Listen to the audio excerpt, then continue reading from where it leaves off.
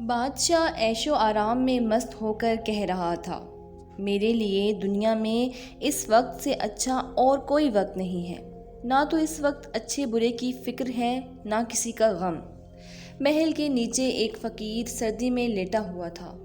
اس نے بادشاہ کی باتیں سن لی اور پکار کر کہا، اے بادشاہ، تیری شان و شوکت کا مقابلہ دنیا میں کوئی نہیں کر سکتا۔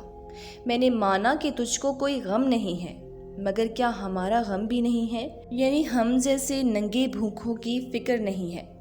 بادشاہ نے فقیر کی باتیں سن لیں، اس کے دل پر اثر ہوا۔ 1000 اشرفیوں کی تھیلی نکالی اور کھڑکی سے باہر لٹکا کر کہا، اے درویش، اپنا دامن پھیلا۔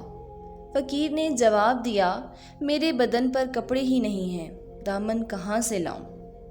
بادشاہ کو اس کی غریبی پر بہت رحم آیا۔ ایک قیمتی لباس اور اشرفیوں کی تھیلی اس کے پاس بھیج دی۔ فقیر نے تھوڑے ہی دنوں میں اشرفیاں خرچ کر دیں اور دوبارہ بادشاہ کے پاس آیا۔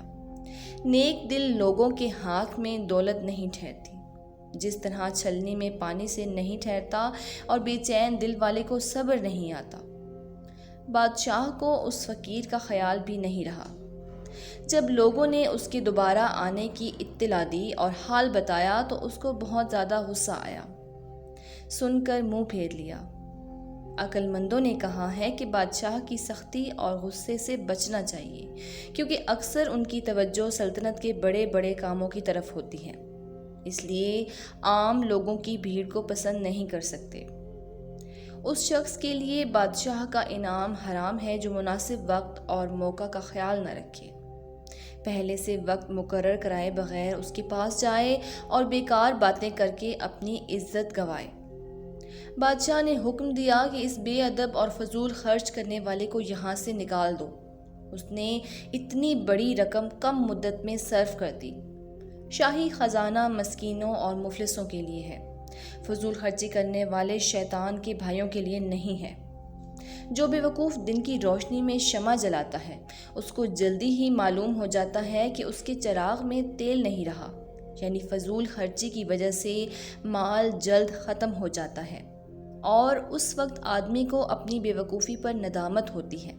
بادشاہ کے ایک وزیر نے کہا، بادشاہ سلامت، ایسے لوگوں کے گزارے کے واسطے تھوڑی رقم بطور وظیفہ مقرر کر دی جائے جو ان کو قسط وار دی جائے تاکہ فضول خرچی نہ کر سکیں، لیکن ان کو ڈانٹ کر نکال دینے کا حکم دیا ہے، وہ آپ جیسے بلند ہمت بادشاہ کے لیے مناسب نہیں ہے۔